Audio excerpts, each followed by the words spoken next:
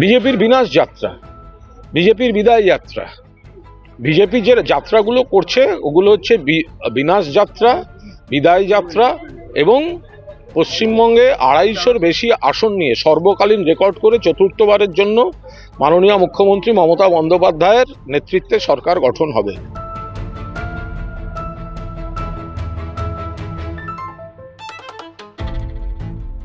তো সেই জায়গায় দাঁড়িয়ে এখানে ভোটের সময় সব পরিযায়ী পাখিগুলো ঘুরছে, এগুলোর কোনো গুরুত্ব আছে বাংলার মাটিতে?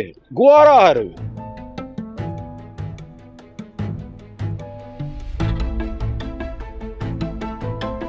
তার কারণ ওদের এখানে লোক নেই, বিশ্বাসযোগ্য কোনো কোথাও নেই, সব ভাড়াটে সৈনিক আসছে, পরিযায়ী আসছে। শীতকালে দেখবেন ওই চিড়িয়াখানায় যাবেন, ওই ঝিলটায় সাইবেরিয়ার পাখি আসে কিছু। তো ভোটের সময় এরকম বিজেপির চারপাশ থেকে কিছু ডেলি প্যাসেঞ্জার তারা আনেন, কারণ তাদের কিন্তু তার কি আছে, তাদের রাজ্যগুলোর থেকে তো আমাদের রাজ্য ভালো আছে। ফলে এই যারা এই আসে, এই আশাটা তো নতুন নয়। নরেন্দ্র মোদী, অমিত শাহ থেকে আরম্ভ করে কেন্দ্রের সব মন্ত্রী থেকে বিভিন্ন রাজ্যের নেতা সব এসে হাজির হয় এবং তারপর হেরে চলে যায়। আর সেই আগে বাংলার মানুষের টাকা বন্ধ করে, বাঙালিকে অপমান করে, রবীন্দ্রনাথকে সান্যাল বলে, বিদ্যাসাগরের মূর্তি ভাঙে, রামমোহন রায়কে ব্রিটিশের দালাল বলে।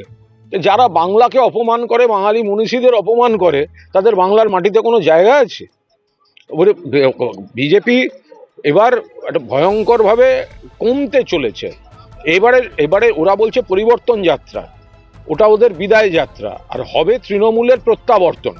পরিবর্তন একটা হবে, সেটা বিরোধী দলনেতার ক্ষেত্রে পরিবর্তন হবে, মুখ্যমন্ত্রীর ক্ষেত্রে কোনো পরিবর্তন হবে না।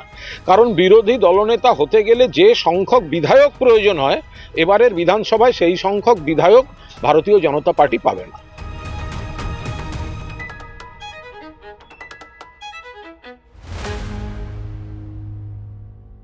এবারে ভাই ভোটের লড়াই এই এখানেই দেখবো।